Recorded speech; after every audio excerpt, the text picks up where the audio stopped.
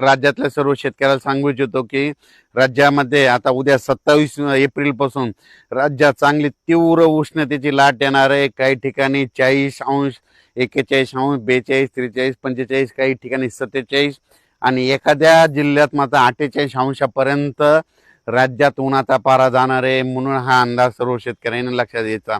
म्हणून राज्यातले सर्व शेतकऱ्याला सांगू इच्छितो की तुम्ही काय करा, आपण आपल्या पाळीव प्राण्याची, लहान मुलाची, वयोवृद्धाची काळजी घ्या, त्यांना उन्हामध्ये फिरू देऊ नका। म्हणून हा अंदाज सर्व शेतकऱ्यांनी लक्षात घ्यायचा। म्हणजे राज्यात सांगायचं झालं तर सध्या तरी आता 10-15 दिवस पावसाचं वातावरण नसणार आहे। म्हणून राज्यातल्या सर्व शेतकऱ्यांनी अंदाज लक्षात घ्यायचा।